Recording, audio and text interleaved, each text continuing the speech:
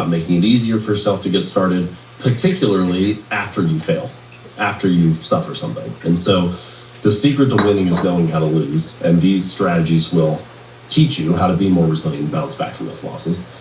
And then the third thing is better results. In a way, procrastinating is choosing to delay a better future. It's choosing to ignore the results that you could be having, the potential that you could be fulfilling.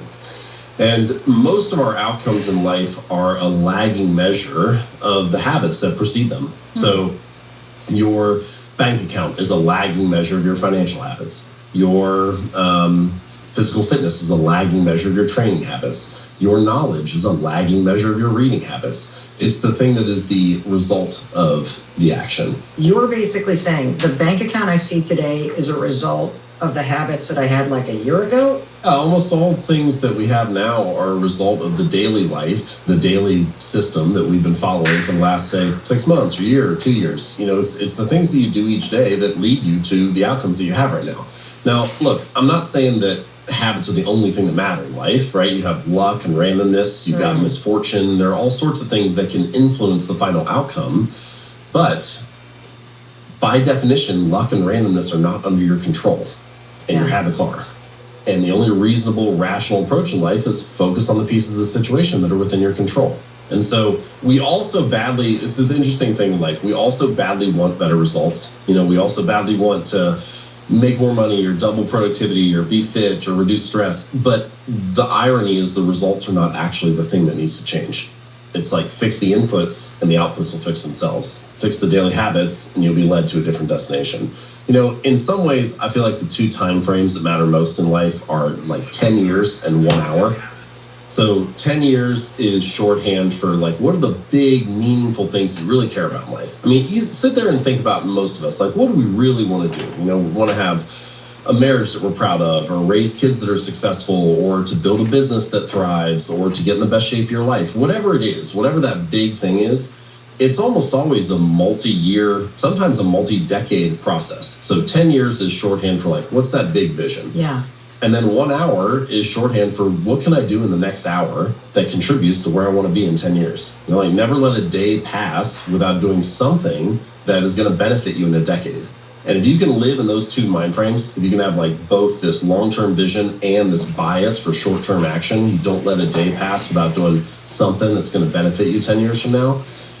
You don't even need to wait 10 years usually. Usually it's like a year or two and you're shocked by how much progress you made. Well, already you are dropping very clear, very simple, and very powerful truths, I'm going to call them, that action relieves anxiety, which we're going to dig into, that the secret to winning is knowing how to lose.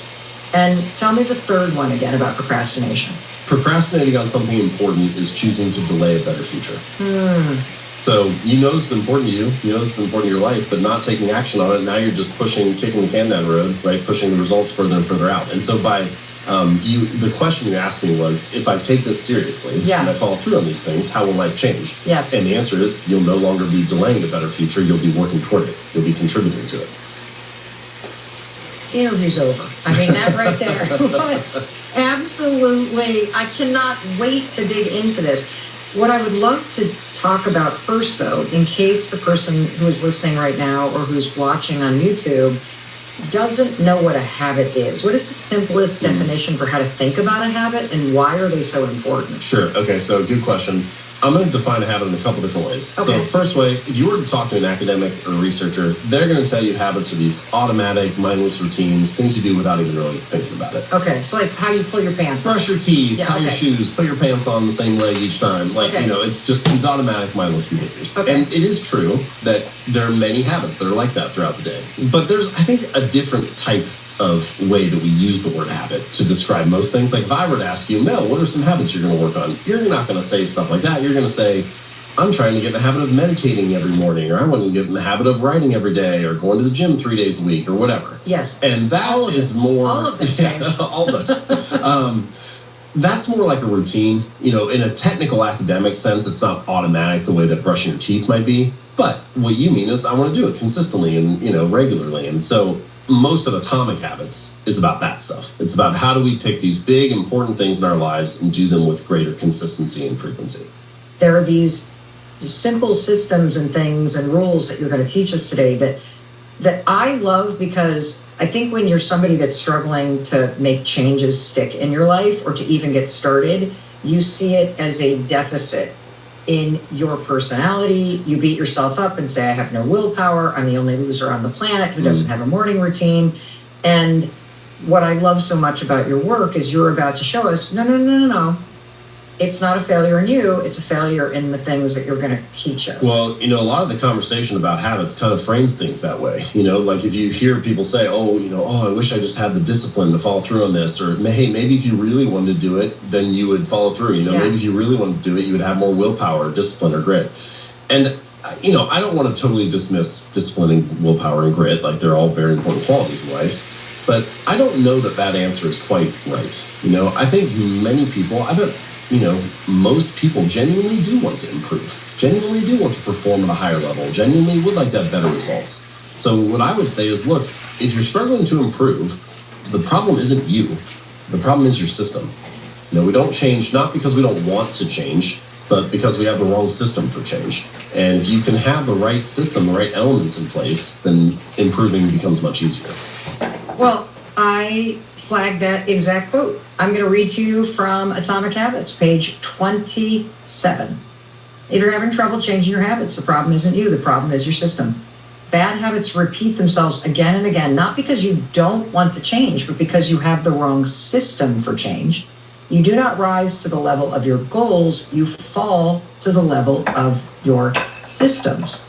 And one of the core themes that you're going to teach us today is how to stop focusing on the goal or the change we want to make and really focus on the system that helps us create that. Well, Would you define like that what exact exactly quote? is I'm going to a read to you system? from Atomic Habits It's page. just a collection of habits. So Oh, that's it can be really small habits, but it's a collection of habits that are all oriented toward the same outcome. Oh, I'm thinking about how to make the habit stick. So you're first talking about, okay, you've got this result that you want, you have this goal. 27. But what's the system, the daily things that you're gonna be doing Right. in order to make this result happen in the future? Now, before we get into goals versus system, for somebody who hasn't read the book, could you talk about that? Did you send his concept in Atomic Habits, getting 1% better? This is what our key ideas in the book. And it's just this idea that tiny changes add up to a surprising. So math. This is one of the key ideas, and it's just this idea that tiny changes add up to a surprising or remarkable degree. So the math is this: if you get 1% better each day for a year, so 1.01, so 365th power, you get 37.78 times better by the end of the year. If you get 1% worse, so 0.99 to the 365th power, you drag yourself almost all the way down to zero, so it's 0.03. And so you have these results that are shockingly large or shockingly small based on little tiny actions that you do each day. And I think it's interesting because, what is the difference between a choice that's 1% better and 1% worse? I mean, on any given day, not a whole lot. I mean, what is the difference between somebody who reads for 10 minutes today and somebody who doesn't read at all? Basically nothing. Reading for 10 minutes does not make you a genius. But if you're the type of person who always goes to bed a little bit smarter than they were when they woke up, the person who always finds a little bit of time to learn something new, yeah, that can be a pretty meaningful difference in wisdom and insight, especially over a 10, 20, 30 year period. So we all have these habits that we're doing each day, and it's easy to overlook them, but time will magnify whatever you feed it. So if you have good habits, time becomes your ally. And every day that goes by, you put yourself in a stronger position. If you have bad habits, time becomes your enemy. And every day that goes by, you dig a hole a little bit deeper. And that's really what getting 1% better is about. It's this emphasis on trajectory rather than position. If you had a 747 that's sitting on the runway in Los Angeles, and it takes off and it's going to go to New York, if you nudge the nose of the plane 6 feet at the start, when it takes off, it's going to land in Washington, D.C. rather than New York City. And it's just about this difference that a tiny change can make, the difference that a small improvement or being on a slightly different trajectory can result in. Small changes, when they're compounded over a great distance or a long time, can lead you to a very different result. It's hard to wrap your mind around the fact that if I just focus on getting 1% better every day for a year, that I end up 37.7 times better? Can you feel like it's like what, if I do like a push-up every day, then maybe at the end of the day, like, no, I'm serious. I want to visualize what this is, because that's amazing. I mean, first of all, it's not really about getting caught up in the exact number. It's more about the philosophy. It's like an attitude, an approach of, can I try to find some small way to get better each day? Yeah. The math of it is just compound interest. Like it's just a compounding curve. And compound interest is almost always surprising what it turns into in the long run. And the effects of your habits can also almost always be surprising what they can turn into. Now, your habits are not exactly like a mathematical formula, right? Like your life is not exactly like some equation that you're going to calculate.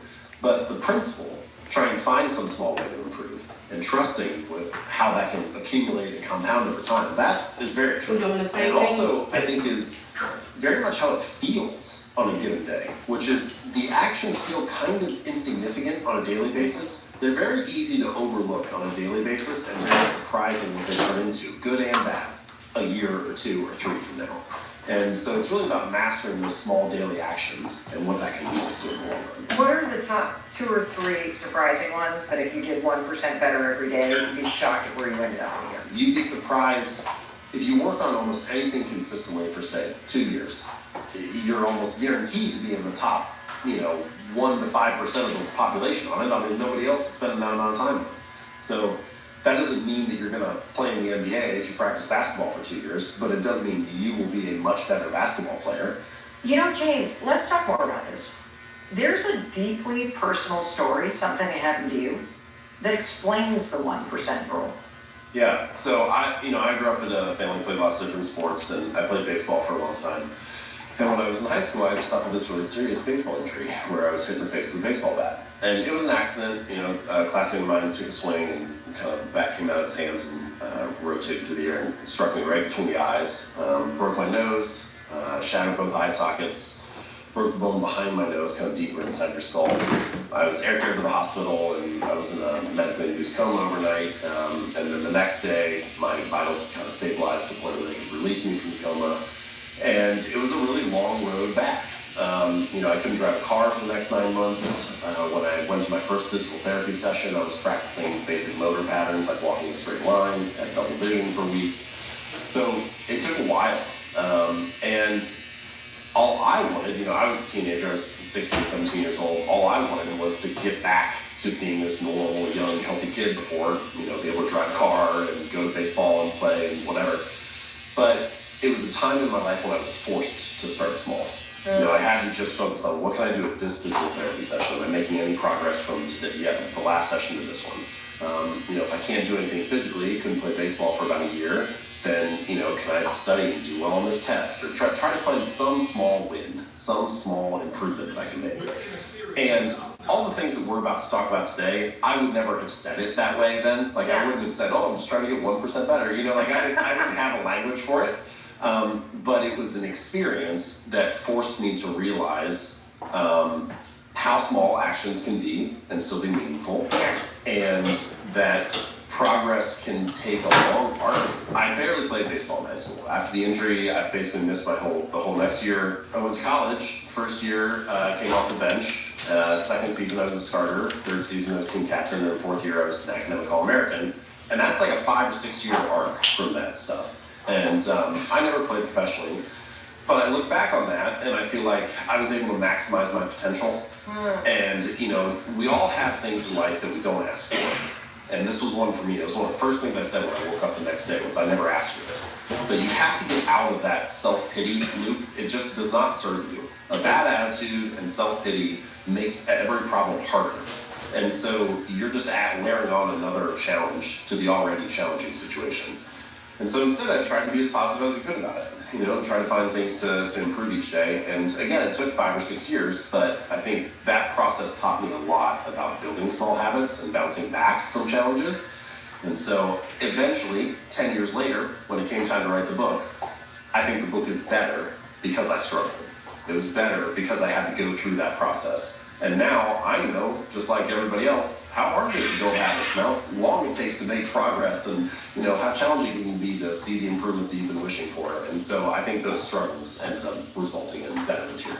Wow, that story really struck me when I read the book, and I'm so glad you shared it because it does illustrate the power of the 1% rule. The human mind is a learning machine.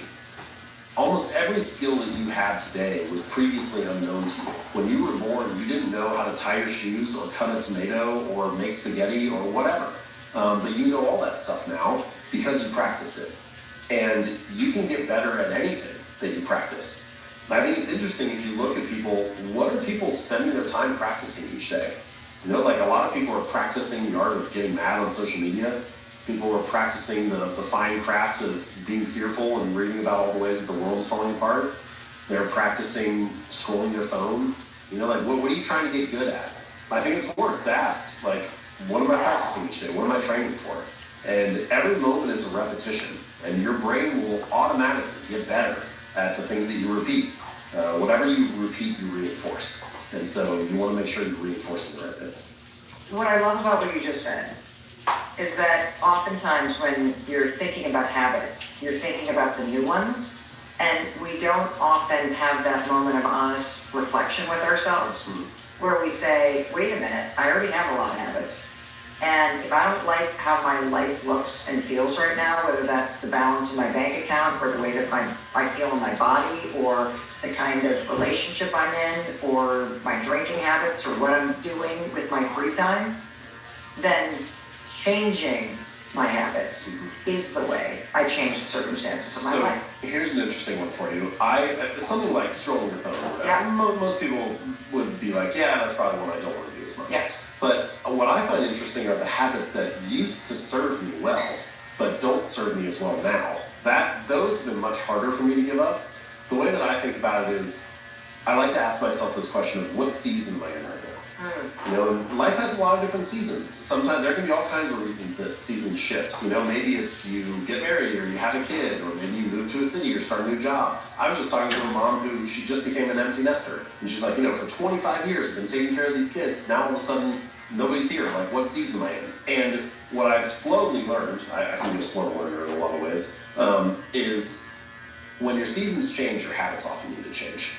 And I found, for me, a lot of the time I'll have a season shift, and then I keep trying to force fit my old habits into this new season. It takes me 18 months to realize, hey, something needs to change. And I think this is an important conversation to have about habits because people don't say this explicitly, but a lot of the time when people are focused on their habits and they start something new, they don't say it to themselves, but they're kind of thinking in the back of their mind, what would it look like to be successful with this? Oh, well, I would just do this habit forever. And if I stop doing it at some point, that must mean that I failed or I quit or something like that. I don't think it has to be like that at all. Take my writing habit, for example.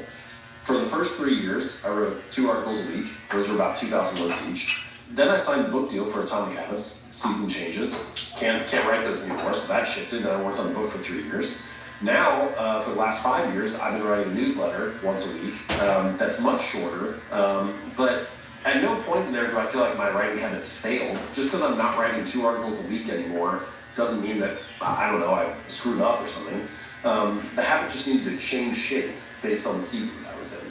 And I think we should all give ourselves permission for our habits to shift based on the season that we're facing. That's so relatable and helpful because as you were talking about writing, I was thinking, well, that just happened for me around exercise and around nutrition. The more that I learn about the difference between men and women physiologically, the more I learn about hormone changes in women, the more I'm like, oh, wait a minute, running, yoga, that's not going to help me the way that it used to. I gotta focus on protein and I gotta focus on resistance training. Different season, different habits. Makes a lot of sense. Yeah, I think knowing which season you're in right now is a really helpful thing. There are some questions I like to ask just for self-awareness. Yeah. They help bubble up some insights about yourself that then lead to some discoveries about maybe how I should shift my habits or whatever. So some of the questions I like, one is, what am I optimizing for? different people optimize for different things. You will probably optimize for different things at different points in your life. Sometimes you optimize for making money. Sometimes you optimize for free time or creative freedom. Sometimes you optimize for family. Yep. But whatever it is, the answer is probably very personal to you and the season that you're in. So what am I optimizing for? Second question is, what season am I in right now? So we already talked about that. The third one can be a little bit cutting, but if I call it like the alien test or something. Imagine an alien comes down from outer space, right? It's going to follow you around throughout your day. Can't speak your language, can't communicate to you. If it could only see your actions and not hear your words, what would it say your priorities are? The interesting thing, I think, especially about smart people, is you can come up with a good excuse for most things. You have a very good reason for why things aren't happening. And so it's very easy for you to talk your way out of why things didn't occur. But the alien can't hear you. It doesn't care. It's only looking at what you're spending your time on.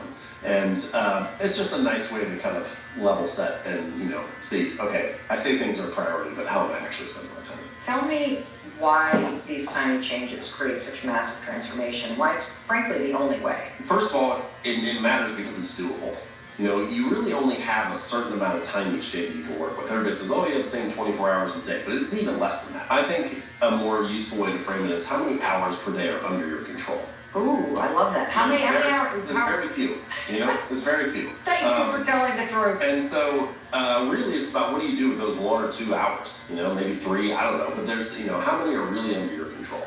And so that amount of time is what you have to work with. And so for that reason, starting small makes sense. But the bigger thing, and I think that this is something I've learned over time, and especially through that injury, is how fun it can be to make a small amount of progress. Even if you aren't where you wanted to be yet, you feel good, You have something to look back on and be like, I got a little bit better today. So much of life is lived in this gray zone. Am I a better spouse today than I was yesterday? Am I a better friend? How you doing, man? Improve my career? How you doing? And so anytime that you can make a little bit of progress and be able to look back on that and be like, what, that was better than yesterday. That feels really nice. Yes. And so I think that's another reason. And then the third thing, and this is really what getting 1% better is actually about. Okay. It's about an emphasis on trajectory rather than position. Tell me what that means. Well, there's a lot of discussion about position in life. What's the number on the scale? How much money's in the bank account? What's the current stock price? What are the quarterly earnings? We have all these measurements, all these metrics for determining our current position. And then if the position isn't what we wanted it to be, if the number isn't what we like, then we get frustrated or we feel guilty or we start to judge ourselves. I'm not there yet. Why isn't this working? I haven't made it. I don't have the money. I'm never going to get out of debt. And you hear people say things like this all the time. I've been running for a month. Why can't I see a change in my body? Our team has been meeting every Friday for the last 6 months. We still haven't shipped this feature, and that's when the frustration starts to build. And so it is not actually about your current position. What it instead is about is your current trajectory. Am I getting 1% better or 1% worse? How do you know? One of the things, and I love that your last name's clear. You have the best on-brand name for the way that your brain thinks. But one of the biggest things that I see from the folks that listen around the world is not being clear about what you want and not knowing what you want. And so is there any way that you think about how to even understand this concept of trajectory, right? So I don't think there's one answer. I think there are many. Great. But first thing is, yes, you're right. Many people think what they lack is motivation, but what they really lack is clarity. You feel like, I just need to get more motivated, but what you really need to know is what is the most important thing? What am I working on? The motivation is actually quite easy if you're very clear about what the most important thing is. But usually people have 7 things that they say are important to them, and then it's not easy because you're being pulled in all different directions. The second thing is, some of the best advice that I got early on in my business career was try things until something comes easily. And I think you can apply that advice to almost anything. Try things until something comes easily. And the point is, there's this common refrain of try again. If things don't work, try again. I think instead it would be better if it was phrased, if things don't work, try differently. You need to keep trying. You need to keep showing up. But you need to try different lines of attack. Different things work better than others. And so by trying a range of options, especially early in a process, you put yourself in a much better position to succeed. So here, I'm going to try to tie all this together. So if I could add one thing to Atomic Habits that wasn't in the book, it would be this question of what would this look like if it was fun? What would this look like if it was fun? What would it look like if meditating was fun? What would it look like if going to the gym was fun? What would it look like if, making a sales call each morning was fun? And that doesn't mean that your habits are going to feel like the most fun thing in your life. It's not like, oh, this will feel like going to a concert or something. But let's take just a common one like exercise. A lot of people go to the gym in January, and I feel like they kind of are going because they feel like they should go, or society wants them to go, or something. But if we just take 10 minutes and write out what are ways that we can live a healthy, active lifestyle, there's dozens. Go to the gym, kayak, rock climb, do yoga, you can come up with a lot of things, right? And I think you should just write that list out for whatever the habit is that you're working on. And then look at the 10 or 20 or 50 things that you have, and then say, which one of these sounds like the most fun to me? Which one of these sounds most engaging? And you're much more likely to follow through on that than you are on something else. Okay, can I give you an example? Because this is such an important nuance that could truly change your ability to make something meaningful stick. Because when you started talking about the fact that, as you're trying to exercise, let's say, I have the hardest time motivating myself. I'm very clear that I want to exercise 4 or 5 days a week because I want to live a healthy, vibrant life. I want to be hiking into my 90s and 100s. I want to be able to dance at all my kids' and grandkids' weddings. That's the why. And I know that means today I got to do this annoying thing called exercise.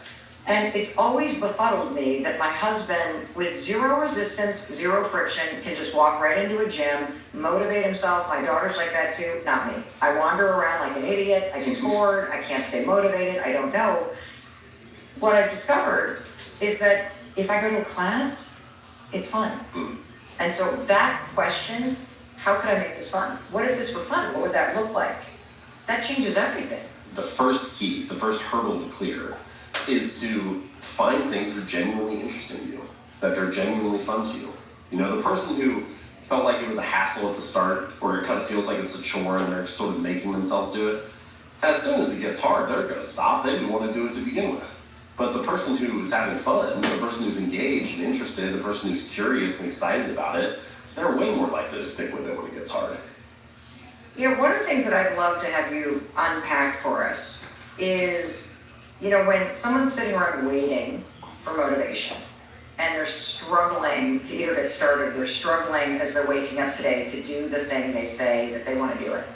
Could you unpack for the person listening why you have to take the action first and how motivation shows up after the action, not before? So, a habit is a behavior that you want to do consistently. Right? That you want to do consistently. That you want to do consistently. Okay. Motivation, we all know, sometimes you're motivated, sometimes you're not. The motivation rises and falls throughout the day. So why would you want a behavior that you want to do consistently to rely on something that fluctuates? It doesn't make sense. And so this is a good reason why you want to scale habits down to a level where they're so easy to do. Getting into it is so simple that you'll do it even when motivation is low. And so this is another reason for the phrase atomic habits, right? It's about making it tiny and small so that you stick to it even when motivation isn't there. But what does that mean to scale down if I'm trying to meditate or I'm trying to exercise or I'm trying to make that sales call? I'll give you 2 examples. So there's this concept in chemistry called activation energy, and it's how much energy is required to activate a reaction. So you can think about striking a match. There's a certain amount of effort that you have to put in to strike the match and get the flame to start. Okay? Your habits are kind of like that. Some habits are really good activation energy. You want to do 100% today, it requires a certain amount of minutes. You want to set 5 and 10 throughout the day. As you get some of your thoughts in the day, it's time to go to bed, and you haven't done your 100 push-ups yet. I got to kind of motivate yourself to get that in before you go to sleep. So, if you're executive says, it's 9 o'clock, and you're sitting up late, I can probably do 10 players. That's probably good. And so you can choose 2 habits of very different activation energies, and a very different amount of effort that they're required from you. So scaling it down is choosing the thing that's easy to do as small activation energy. So that'd be 10 push-ups a day. do 10 instead of 100. Instead of reading 30 books a year, it's read 1 page, right? It's like stuff like that, scale it down. Okay. There is something that can be tied to this or is related to this, which is a phrase that I feel like I remind myself of a lot, which is reduce the scope but stick to the schedule. So there's so many times where the day kind of gets away from you, like things get busy. Let's say you want to work out today, and then you look up the clock, and you were planning on doing an hour workout in 45 minutes, and you only have 15 or 20 minutes. In that moment, the conversation I used to have with myself was, well, I guess I don't have time to work out today, and then you move on. But instead, what I'm trying is to say, reduce the scope and stick to the schedule. And so I'll go down, I'll change my workout clothes and go down to my basement and go down to this little home gym area that I have. And maybe I only have 15 minutes and I can only do 1 set of squats, but that's what I do. And in some ways, I feel like the bad days matter more than the good days. It's showing up on the days when it's not ideal. It's showing up on the days when you don't have energy or time or capacity that keeps the habit alive. And if you keep the habit alive, all you need is time. Looks good.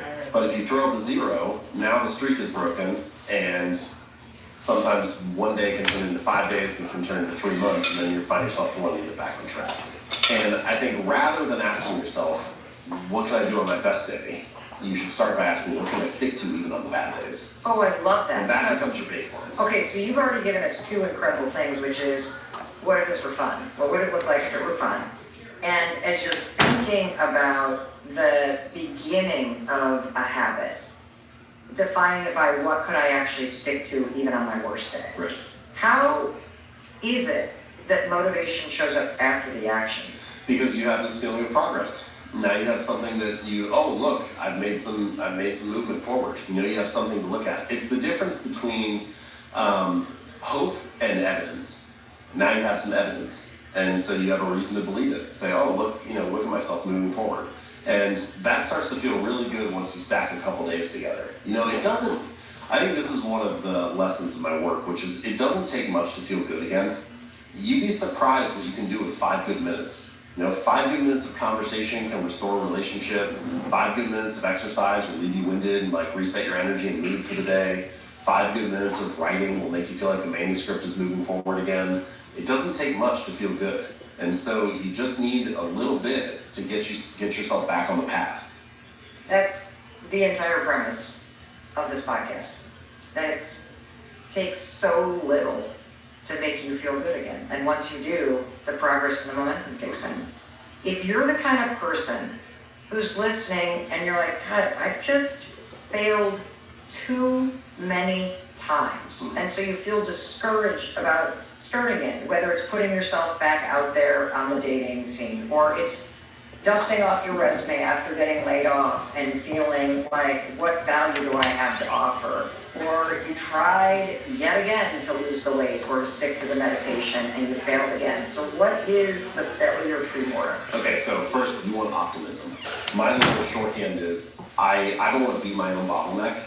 Okay, so I try to work backwards from magic at the start. What would the magical outcome be? What would the thing that I really want to achieve look like? What's the optimal outcome look like?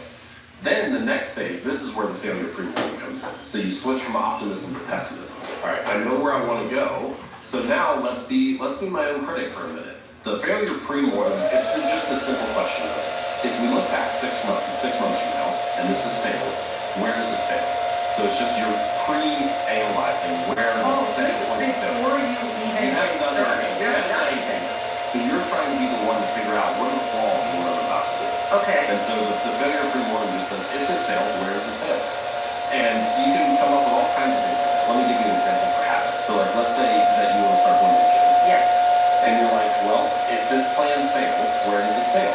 And it might fail because you don't know which gym you're going to use. So you're like, all right, I'll pick one that's on the route of my commute. Yes. So then you say, okay, it might fail because I don't have my gym clothes ready. So you're like, all right, I need to set my clothes out the night before, have my gym bag ready early. I had one person who, they were like, I am going to the gym and I wish I could stick to it more, but this gym doesn't have a water fountain. And so when I go there, I'm like, I always forget to bring my water bottle, and that's enough to make me be like, I'm not going to go because they don't have a water fountain there. And little points of friction like that sound kind of silly when you say it, But you're like, yeah, that's a potential point of failure, and you need to have a plan for getting your water bottle full and make sure that you bring that each day. Yes. And so you start to check off these boxes of what are the things that can hold you back from this plan working, and then you switch back to optimism. Because what you don't want is to go into this process feeling like you're doubting yourself to Right, begin I'm with. screwed, I Yeah, wasn't doing this. that attitude's just gonna make it harder. Yes. So you start with optimism, you switch to pessimism, try to poke holes in your argument, and then we're back to optimism. And we want everybody on board and feel like we've got the right attitude going. Okay, I love this because one of the things that I immediately thought as you were using the gym example is I immediately could pop into the pessimism mindset. And I think I'm a good problem solver, but I was like, okay, well, I don't know what to do at the gym. And so I walk around and then feel overwhelmed and intimidated because I'm not quite sure what the routine should be, and I leave. The other one is I would immediately see that I would have shot the goal too high and would have started with an hour every day for the next 6 months. Sure. And so now I'm like, oh, wait a minute, I gotta reduce the time and stick to the schedule, and what could I get done on my worst day? So what could the goal be? So now I'm using your tools, and then I finally am now saying, well, I would about a weekend ago, this isn't fun anymore. And so I can see how you can anticipate ways in which you would break your own ability to make it happen. So, two things here. The first is some of this depends on how you're measuring things. It can really be helpful to pick a different form of measurement. So, if you take like going to the gym, what's the common measurement? Everybody's like, what's the scale say and how do you look in the mirror? That's what everybody's measuring. But Yeah. let's forget about that. Measure it in a totally different way. So, this reader, his name's Mitch, and I mentioned him in Atomic Habits. When he first started going to the gym, right, so he lost over 100 pounds, he's kept off for more than a decade now. And when he first started going, he had this strange little rule for himself where he wasn't allowed to stay for longer than 5 minutes. So he'd get in the car, drive to the gym, get out, do half an exercise, get back in the car, drive home. And it sounds silly, you know, you're like, this is not gonna get him the results that you want. But if you take a step back, what you realize is he was mastering the art of showing up. He was becoming the type of person that went to the gym 4 days a week, even if it was only for 5 minutes. And that's the different form of measurement there. He's not measuring the results, he's measuring, did I show up or not? And that gives him something else to win on in the early days. I think this is a pretty deep truth about habits, something that people like often overlook, which is a habit must be established before it can be improved. It has to Hold on become a second. A habit must be established before it can be improved. A habit must be established before it can be improved. You have to standardize before you optimize. I mean, how often in our lives do we try to optimize things before we get started? You know, you're so busy finding the perfect sales strategy, the best workout plan, the ideal diet to follow. Best journal. You're right. You want to optimize everything from the start. Yes. Because it makes me think I'm doing it, James. Right. That's exactly it. It's a form of procrastination for me. I call it the difference between motion and action. So motion are things that make you feel like you're making progress. So I'm going to look up a trainer that makes you help at the gym. Doesn't matter how many times you look up trainers in your area. It's not going to make you get fit. Doesn't mean you don't need a trainer. Doesn't mean you shouldn't. Yeah, I'm just saying that action is never going to result in the outcome. Doing a set of squats or doing 5 push-ups, that's something that could get the result that you want. And so, researching a business name, so we'll launch a business, or designing a logo. Doesn't matter how many times you design your business logo, it's never going to result in a paying customer. Doesn't mean a business doesn't need a logo, but it's just one is motion, one is action. So action is a behavior that can get the result that you want. Motion is a behavior that makes you feel like you're making progress. One of the things that I love about the way that you think about habits and behavior change is you talk about the connection between identity and behavior. And you write, you know, who do I want to become is a way better question to ask yourself than what do I want to achieve. Why? I think it's very natural to start with results and outcomes, but the results are not the thing that you really need to change. You know, what you need is to be consistent. You stick with it. You need to show up consistently. You need to follow through on the actions that are going to lead to that. So I kind of think of it almost like the layers of an onion. So the the outermost layer of the onion are the results of the outcome. So let's say lose 40 pounds. Okay. The next layer in is the action, the plan that you have, the actions that you take. And most of the time, when people want to make a change, they're like, yeah, I want this result, so I need to follow through this plan. I need to go to the gym 4 days a week and eat on this diet or whatever. And the implicit assumption is, if I do those things and get that result, then I'll be who I want to be. I'll be happy with who I am. I'll be more like the person that I want to be. But the innermost layer, at the end of the core, is who you are, your identity, who you become. And so it's like what, how, and who. And instead of starting with what you want and figuring out how to do it and assuming that I will then be the person I will be, I think it's better to invert that process and start by saying, who do I wish to become? Or, in this example, who is the type of person that can lose 40 pounds? Well, maybe it's the type of person who doesn't miss workouts. And then you're focused on that, not on the weight. And so what it does is, by focusing on the identity, it kind of inverts how you think about the habit. Yeah. Rather than it being about hitting a certain number on the scale, it becomes about becoming a certain type of person, being the type of person who doesn't miss workouts, in this example. Your habits are how you embody a particular identity. So every day that you live your day, you embody the identity of someone who's food organized. If you study biology for 20 minutes on Tuesday night, you embody the identity of someone who's studious. Your habits provide evidence of who you are. This is the real reason, the deeper reason habits matter.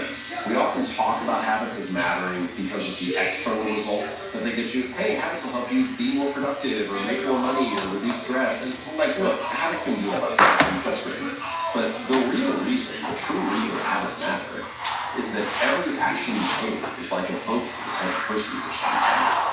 So, doing one job is not transforming your body, but it does cast a vote for the type of person that is this way. And no, getting one bit of positive feedback to somebody does not make you the world's best leader, but it does cast a vote for a type of team member who cares about people around them. And I think this is a little bit different than what you often hear. You often hear something like fake it till you make it. And I don't necessarily have anything wrong with fake it till you make it. It's asking you to believe something positive about yourself.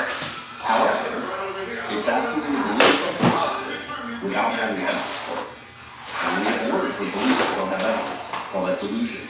That like we have this mismatch between what you say you want and what you're actually doing. And so my perspective is to let the behavior lead the way. To let sending one email, or writing one sentence, or meditating for 5 minutes, to let that small action be evidence that in that moment you were that kind of person. And then as you start to cast votes for that identity, you have every reason in the world to believe it. And so I think this is what really gets habits sustained. It is the reinforcement of your story. It's the reinforcement of how you see yourself and the identity that you're trying to build. And that's why I say I think we should often start by asking not what do I wish to achieve, but who do I wish to become, and how are my actions reinforcing that. And if you can get those two things aligned, now you have a really deep through line from your daily actions to this bigger, larger identity you want to build. If you can connect the things that you do each day, the small choices,